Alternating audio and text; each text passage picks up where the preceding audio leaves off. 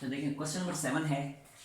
Question 7 में कहते हैं कि the vertices of triangle are given. ये तीन वर्टिसेस लिखे ट्राइंगल के। Find the coordinates of centroid, orthocentre and circumcentre of the triangle. कहते हैं अपने सेंट्रॉइड के भी फाइंड करने, कोऑर्डिनेट्स ऑर्थोसेंटर के भी फाइंड करने और सर्कमसेंटर के भी फाइंड करने हैं। अब ये होते हैं क्या, सेंट्रॉइड, ऑर्थोसेंटर, सर्कमसेंटर। तो साथ साथ मैं बताता जाता हूँ, साथ साथ सॉल्व करता जाता हूँ। सबसे पहले सेंट्रॉइड। तो देखिए सेंट्रॉइड के कोऑर्डिनेट्स हम फाइंड करते हैं। अब सेंट्रॉइड कहते हैं किसको है, देखिए सेंट्रॉइड कहलाता है ट्राइंगल के तीन मीडियंस का पॉइंट ऑफ कंकरेंसी। मिसाल के तौर पे अगर ये ट्राइंगल में ड्रॉ करता हूँ, एक ये ट्राइंगल मैंने ड्रॉ कर दी, ये ट्राइंगल है let's suppose A B C. अब इसके तीनों मीडियंस जिस पॉइंट पे मीट करेंगे वो पॉइंट ऑफ कंकरेंसी जो है वो सेंट्रॉइड कहलाएगा। देखें अगर ये फर्स्ट मीडियन में ड्रॉ करता हूँ, ये सेकंड मीडियन ड्रॉ करता हूँ और ये थर्ड मीडियन ड्रॉ करता हूँ, तो ये तीनों मीडियंस इस पॉइंट पे मीट कर रहे हैं। तो ये वाला जो पॉइंट है ये सेंट्रॉइड कहलाएगा। ठीक है, this point is centroid, this is centroid of triangle. और मीडियंस के बारे में आपको पता होना चाहिए, मेरा ख्याल पता होगा ही, कि जब मैं वर्टेक्स ए को इसकी ऑपोजिट साइड के मिड पॉइंट से ज्वाइन करूंगा तो ये फर्स्ट मीडियन होगा। वर्टेक्स सी को इसकी ऑपोजिट साइड के मिड पॉइंट से ज्वाइन करूंगा तो ये सेकंड मीडियन होगा। और वर्टेक्स बी को इसकी ऑपोजिट साइड के साथ ज्वाइन करूंगा तो ये थर्ड मीडियन होगा। ठीक है, तो ये तीनों मीडियन जिस पॉइंट पे मीट कर रहे हैं वो ये जो पॉइंट ऑफ कंकरेंसी है तीनों मीडियंस का, ये सेंट्रॉइड कहलाता है। अब इस सेंट्रॉइड के हमें कोऑर्डिनेट्स फाइंड करने हैं। वैसे तो एक मेथड है, काफी लेंथी मेथड है ये फाइंड करने का। वो मेथड ये है कि सिंपली आप क्या करें कि इस मिड पॉइंट को फाइंड करें, बी सी का जो मिड पॉइंट है, बी और सी पे मिड पॉइंट फार्मूला अप्लाई करके ये मिड पॉइंट जब आ जाएगा तो पॉइंट ए तो पहले से मौजूद है, आप ए और इस मिड पॉइंट पे 2 पॉइंट फॉर्म यूज कर लें तो इक्वेशन आ जाएगी। इसी तरह आप ये वाला मिड पॉइंट फाइंड करें ए सी का, फिर उस मिड पॉइंट और बी पे 2 पॉइंट फॉर्म यूज करें तो दूसरी इक्वेशन आ जाएगी सेकंड मीडियन की। इसी तरह ये मिड पॉइंट फाइंड करें, उस मिड पॉइंट और सी पे 2 पॉइंट फॉर्म यूज करें तो ये थर्ड मीडियन की इक्वेशन आ जाएगी। अब ये तीनों मीडियंस की जो इक्वेशंस आई हैं इनमें से कोई से भी दो मीडियंस की इक्वेशंस को साइमल्टेनियसली सॉल्व कर लें तो सेंट्रॉइड आ जाएगा। एक तरीका तो ये है जो ठीक ठाक लेंथी मेथड है, आपको पता चल चुका है अभी तक, ये जो मैंने एक्सप्लेन की है। दूसरा मेथड सेंट्रॉइड फाइंड करने का डायरेक्ट मेथड है। आप डायरेक्ट मेथड यूज करें, वो ये है कि centroid will be equal to ये ट्राइंगल के जो तीन वर्टिसेस है ना, इन तीनों एक्स वर्टिसेस को, तीनों के एक्स वर्टिसेस को, एक्स कोऑर्डिनेट्स को ऐड करें। -2 -4 3, -2 -4 +3, इन्हें ऐड करें, 2 पे डिवाइड करें तो ये सेंट्रॉइड का एक्स कोऑर्डिनेट आ जाएगा। इसी तरह इनके वाई कोऑर्डिनेट्स जो है 3 1 और 5, इन्हें ऐड करें, 3 + 1 + 5, इन्हें ऐड करें और 2 पे डिवाइड करें तो सेंट्रॉइड का वाई कोऑर्डिनेट आ जाएगा। और ये डायरेक्ट मेथड है। अब देखने बनता है -6 + 3, -3 तो ये बन गया -3/2, ठीक हो गया। और ये बनता है 3 + 1 4, 4 + 5 9, 9/2। ये आ गया सेंट्रॉइड डायरेक्ट। क्लियर क्लियर है? यस सर, हर इक्वेशन के लिए इसी तरह होगा ना, हर पॉइंट्स के लिए? क्या मतलब हर पॉइंट? फार्मूला, मुझे क्वेश्चन आपका समझ नहीं आया। मतलब ये फार्मूला फिक्स होगा? यस ये फार्मूला फिक्स है। सेंट्रॉइड फाइंड करने का ये फार्मूला फिक्स है। जैसी चाहे आपके पास जो है ना ट्राइंगल मौजूद हो, जैसी चाहे ट्राइंगल आपको गिवन हो, अगर ट्राइंगल के तीनों वर्टिसेस जो है इनके कोऑर्डिनेट्स अगर आपको गिवन है, आप डायरेक्ट ये मेथड अप्लाई करें और सेंट्रॉइड फाइंड कर लें। ठीक है, अच्छा इसका स्क्रीनशॉट लें, फिर आगे जो बाकी दोनों जो फाइंड करने हैं वो जरा लेंथी मेथड है, वो इस तरह आप डायरेक्टली नहीं होंगे। इसका स्क्रीनशॉट लें, फिर ये मैं रिमूव करने वाला हूँ।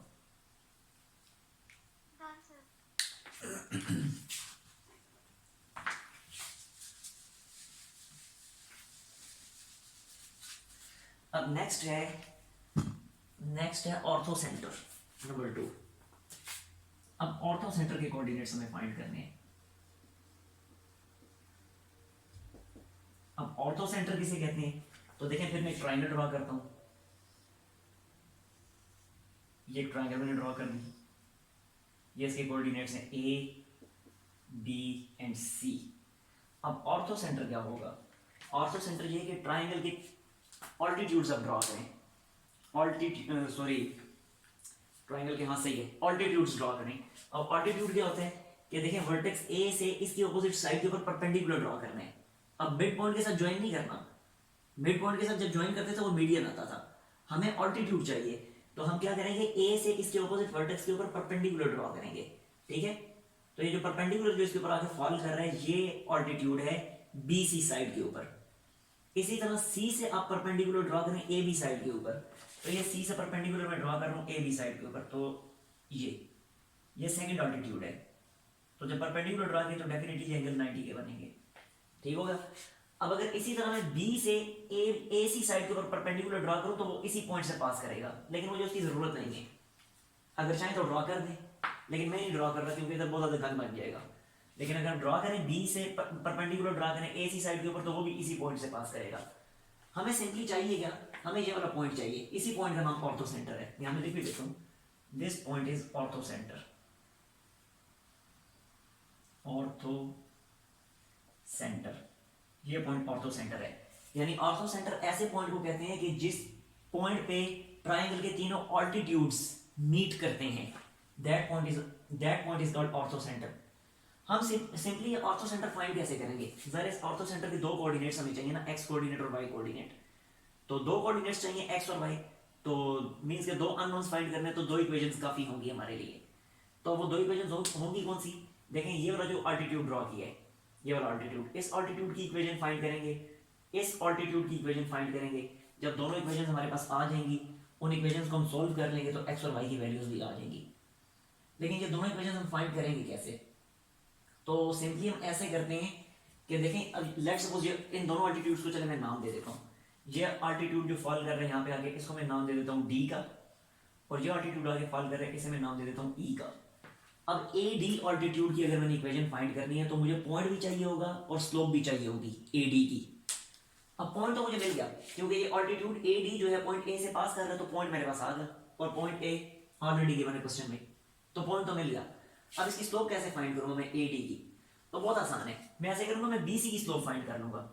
बी सी की स्लोप जब मेरे पास आ जाएगी, और बी सी की स्लोप मैं यहाँ से फाइंड कर सकता हूँ डायरेक्ट स्लोप वाला फॉर्मूला अप्लाई करके। तो जब बी सी की स्लोप मेरे पास आ जाएगी तो मुझे पता है बी सी और ए डी एक दूसरे के परपेंडिकुलर है, और परपेंडिकुलर लाइन की स्लोप का पता है आपको, m1 multiply m2 equals to -1। तो इस तरीके से ए डी लाइन की स्लोप भी आ जाएगी, ठीक है। अब ए डी लाइन की स्लोप भी है, पॉइंट भी है, तो हम simply point slope form y - y1 equals to m × x - x1 वो यूज कर लेंगे, तो ए डी लाइन की इक्वेशन आ जाएगी। सेम इसी पैटर्न को फॉलो करते हुए सी ई लाइन की इक्वेशन भी हम फाइंड कर लेंगे। उन दोनों इक्वेशंस को साइमल्टेनियसली सॉल्व करेंगे तो ये वाला पॉइंट आ जाएगा। यहां तक क्लियर है? करके मैं दिखाता हूं, बोर्ड पे प्रैक्टिकली मैं करके दिखाता हूं। मुझे लगता है ये जो बात मैंने समझी क्लियर हुई है नहीं हुई? अच्छा अब जरा देखें फिर। अब मैं करता हूं, इस तरह करता हूं कि मैं ए डी लाइन जिस पॉइंट से पास कर रहा है वो पॉइंट तो मेरे पास ऑलरेडी है। अब सिंपली सिर्फ ए डी लाइन की मुझे स्लोप चाहिए, ठीक है। तो ए डी लाइन की स्लोप डायरेक्टली मुझे नहीं मिल सकती, उसके लिए पहले बी सी लाइन की स्लोप फाइंड करनी पड़ेगी। तो मैं पहले बी सी लाइन की स्लोप फाइंड कर लेता हूं। तो मैं लिखता हूं slope of B C, slope of line B C कैसे फाइंड करेंगे बी सी लाइन की स्लोप? सिंपली बनेगा 5 - 1 डिवाइडेड बाय 3 माइनस इंटू -4 यानी 3 + 4, और ये बन गया 4/7, ठीक हो गया। ये स्लोप मेरे पास आ गई बी सी लाइन की। तो फिर ए डी लाइन की स्लोप क्या होगी? इस स्लोप को चले मैं नाम दे देता हूं m1 का, ठीक है। तो फिर ए डी लाइन की स्लोप क्या होगी? उसे फिर नाम देना पड़ेगा m2 का। तो m2 that is slope of A D, slope of altitude A D. अब वो क्या होगा? जाहिर सी बात है ए डी और बी सी एक दूसरे के परपेंडिकुलर है ना, तो जो मेरे पास बी सी लाइन की स्लोप आई है इसी को इन्वर्ट करूंगा, साथ माइनस साइन लगाऊंगा, तो मुझे स्लोप मिल जाएगी ए डी लाइन की, ऑल्टीट्यूड की, ठीक हो गया। अब ये ऑल्टीट्यूड की स्लोप मुझे मिल गई है, इस ऑल्टीट्यूड ए डी की स्लोप मुझे मिल चुकी है, और पॉइंट ऑलरेडी मेरे पास मौजूद है, तो सिंपली पॉइंट स्लोप फॉर्म में यूज कर लेता हूं और ए डी की इक्वेशन फाइंड कर लेता हूं। तो लिखता हूं equation of A D, equation of altitude A D, y - y1 equals to m into x - x1। तो ये क्या बनेगा फिर? ये सिंपली बना y - y1 क्या है? y1 है 3, तो ये लिखा y - 3 is equal to m की वैल्यू ये मेरे पास आ चुकी है -7/4, x - x1। x minus x one means x minus x one क्या था, 3 था, सॉरी एक्स वन माइनस 2 था, तो माइनस इंटू माइनस प्लस हो जाएगा, तो प्लस 2। अब ये बना 4y minus 12 is equal to minus 7x minus 14, और ये सब कुछ उधर शिफ्ट कर दें तो बनेगा 7x प्लस 4y, और ये माइनस 14 इधर आके प्लस 14 बनेगा, तो बनेगा प्लस 2 इज इक्वल टू 0। ये आ गई इक्वेशन नंबर 1, ठीक है, यानी ए डी लाइन जो है इसकी इक्वेशन मेरे पास आ चुकी है। अब इसी तरह सी ई लाइन की इक्वेशन भी फाइंड करनी है, तो एक दफा फिर सी ई लाइन की स्लोप जरूरत पड़ेगी, और पॉइंट सी तो ऑलरेडी मौजूद है ही, तो सी ई लाइन की स्लोप डायरेक्टली मुझे नहीं मिल सकती, तो उसके लिए पहले ए बी लाइन की स्लोप फाइंड करनी पड़ेगी। तो मैं लिख देता हूँ slope of A B, slope of line A B, और इसको नाम दे दें M3 का, और ये होगी क्या, ए और बी पे स्लोप का फॉर्मूला अप्लाई करें, बनेगा 1 minus 3 divided by minus 4 plus 2 बन जाएगा, माइनस 4 प्लस 2, ठीक हो गया, और ये बनी फिर माइनस 2 बाय माइनस 2 यानी 1।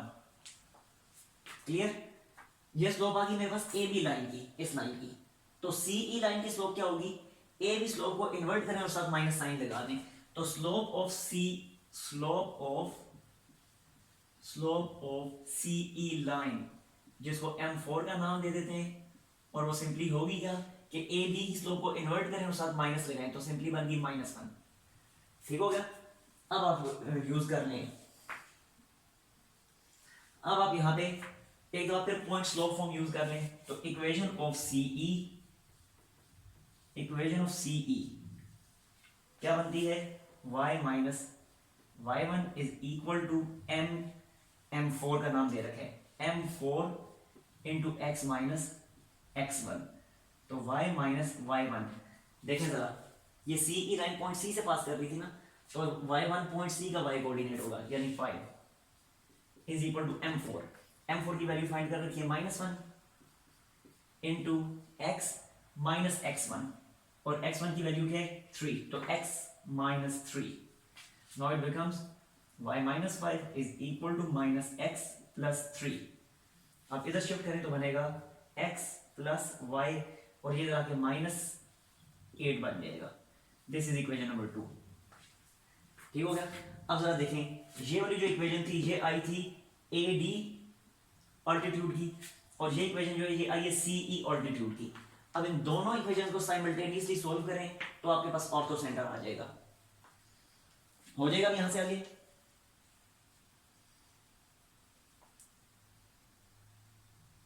हाँ जी नूर मुझे बताएं यहां से आगे हो जाएगा या नहीं,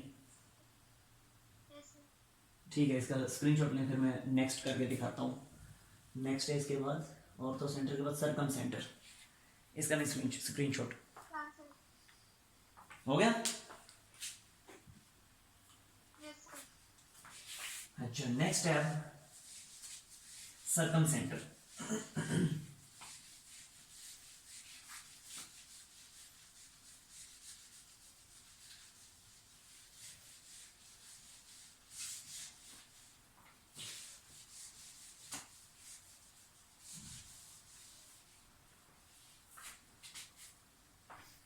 सर्कम सेंटर, अच्छा इस चीज का ख्याल रखा करें कि इधर मैं जब कर रहा हूँ तो हो सकता है कि मुझसे कोई मिस्टेक भी हो रही हो, तो मिस्टेक अगर आप लोग अगर आप आइडेंटिफाई कर दें तो ठीक है, अगर आइडेंटिफाई इस वक्त ना हो सके तो बाद में उसको देख लिया करें, ठीक है। ये ना जो मैंने किया वो उसी को आगे सॉल्व करने की कोशिश करते हैं और बीच में कोई मिस्टेक हुई हो और वो सॉल्व ही ना हो रहा हो, सही आंसर ही ना आ रहा हो, तो एक दफ़ा उसको जो है ना दोबारा ओवरव्यू कर लिया करें उसका।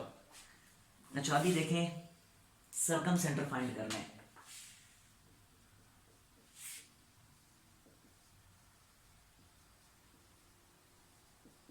अब सर्कम सेंटर क्या होता है, एक बार फिर मैं ट्राइंगल ड्रॉ करता हूं, और यही कोऑर्डिनेट्स ए बी सी।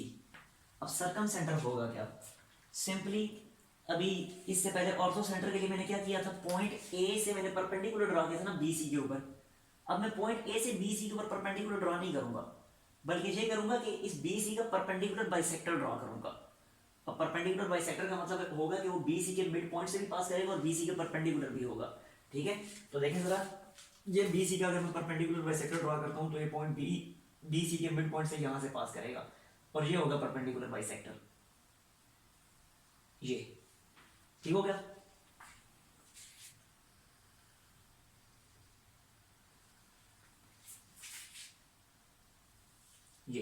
ये मैंने BC का परपेंडिकुलर बाइसेक्टर ड्रॉ कर दिया, यानी BC के मिड पॉइंट से भी पास कर रहा है और इसके परपेंडिकुलर भी है।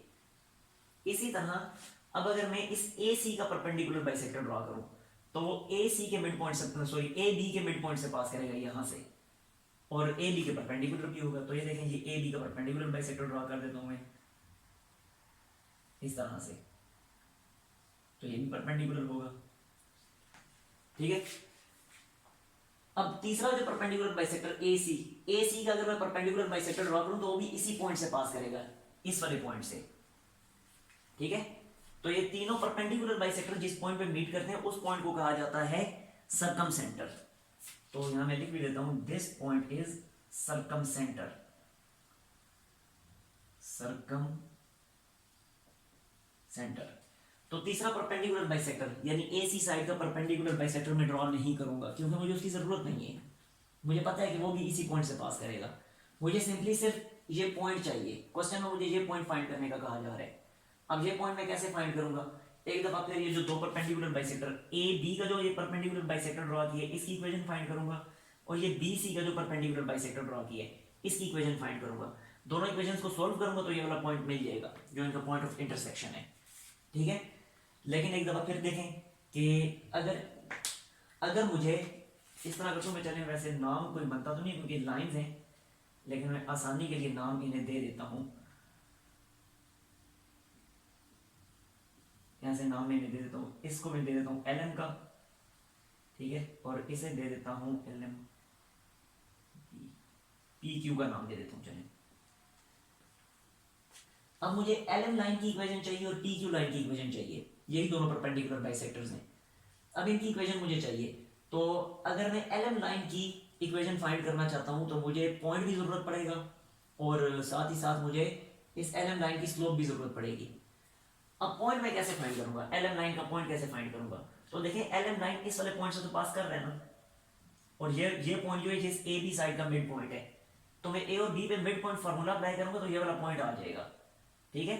और इन पॉइंट्स को भी चलें नाम दे देते हैं, इसे नाम दे दें LMNOPQ, इसे G का नाम दे दें इस वाले मिड पॉइंट को, और इस वाले मिड पॉइंट को F का नाम दे दें, ठीक है।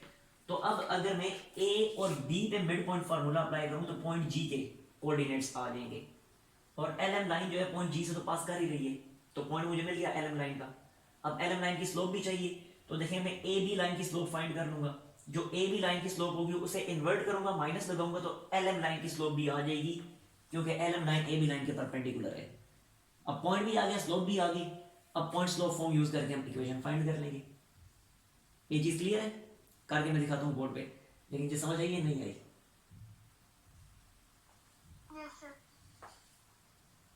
अच्छा देखें, फिर पहले मैं AB का मिड पॉइंट फाइंड कर लेता हूँ जिसका नाम मैंने रखा हुआ है G। तो लिखते हैं जी मिड पॉइंट ऑफ AB यानी G, और फाइंड करेंगे कैसे, A और B पे मिड पॉइंट फार्मूला अप्लाई करके। तो ये -2 -4/2 -2 -4/2 एंड 3 + 1/2, और ये क्या बन जाएगा, ये बन जाएगा -6/2 -3 एंड 4/2 2। ये पॉइंट G के कोऑर्डिनेट्स आ गए, यानी LM लाइन जो है, ये जो LM जो है राइट बाइसेक्टर, ये इसका पॉइंट G मुझे मिल गया, ठीक है।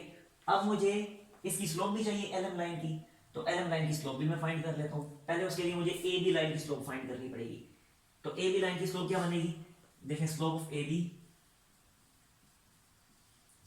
ऑफ AB नाम दे देते हैं इसे M1 का, और ये सिंपली A और B पे स्लोप वाला फार्मूला अप्लाई करके फाइंड कर लें तो बनता है 1 - 3 डिवाइडेड बाय -4 + 2, और ये बन जाएगा -2/-2 1। ये AB लाइन की स्लोप आ गई। लेकिन मुझे एल एम ऑल्टीट्यूड जो है, sorry L M right bisector जो है, इसकी स्लोप चाहिए। तो मैं लिखता हूँ slope of L M, slope of L M, जिसको नाम दे देता हूँ मैं m2 का, और वो होगा क्या, सिंपली -1/m1, और ये बनेगा -1। ठीक हो गया।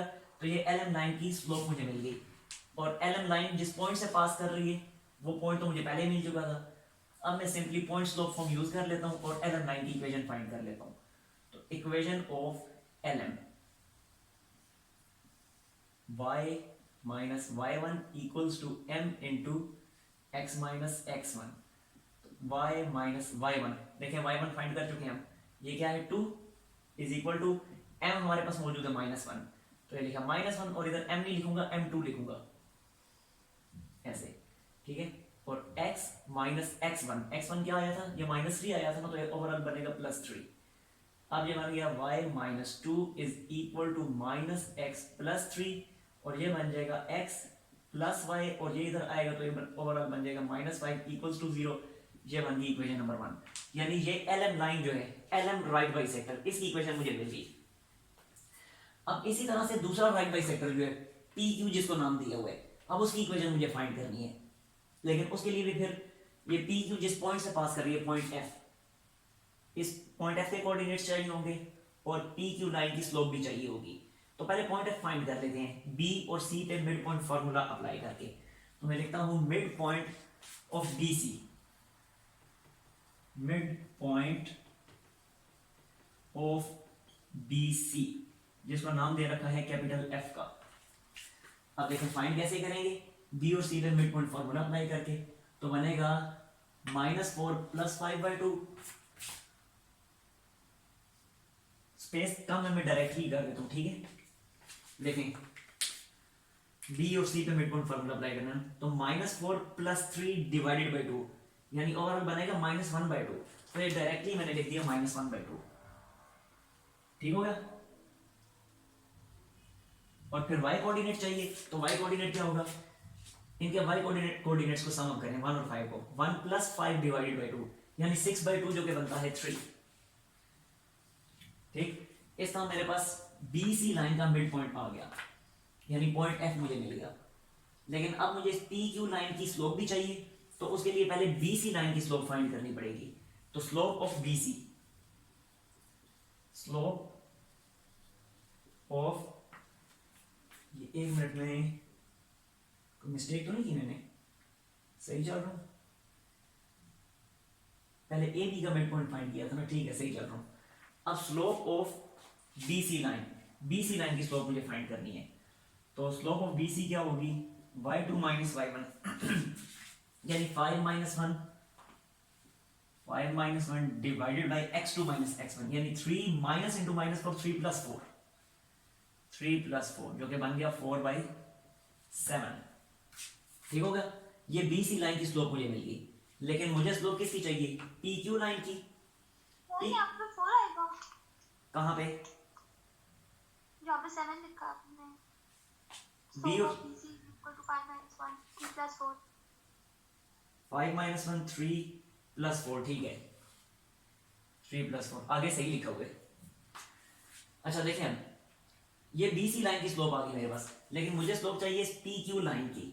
तो PQ लाइन की स्लोप क्या होगी, slope of PQ, slope of PQ, तो सिंपली क्या है कि BC की स्लोप को इन्वर्ट करें और साथ माइनस साइन लगा दें, यानी बन जाएगी -7/4, -7/4, और इसको नाम दे दें M3 का। ठीक हो गया।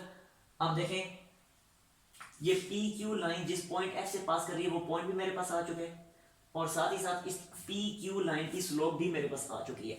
अब simply point slope form use कर लें और इक्वेशन फाइंड कर लें PQ लाइन की। तो equation of PQ, equation of PQ line क्या होगा, ये y minus y1 equals to m into x minus x1। तो y माइनस y1 क्या आया, y1 वो ऊपर आया हुआ है 3 इज इक्वल टू m की जगह क्या आ जाएगा, जो आ जाएगा -m3 है, तो ये बनेगा -7/4, और x माइनस x1, x1 क्या आया था, वो आया था -1/2, तो ओवरऑल बनेगा +1/2। ठीक है। अच्छा, अब आपने मेरा ख्याल अब यहाँ से आगे हो जाएगा, इसको सिंप्लीफाई करें और इस तरह से दूसरी इक्वेशन बना लें और सेकंड इक्वेशन भी आ जाएगी। हाँ, और उन दोनों इक्वेशन को साइमल्टेनियसली सोल्व करें तो आपके पास सर्कम सेंटर भी आ जाएगा। हो गया क्लियर? Yes sir. ले लीजिए स्क्रीनशॉट।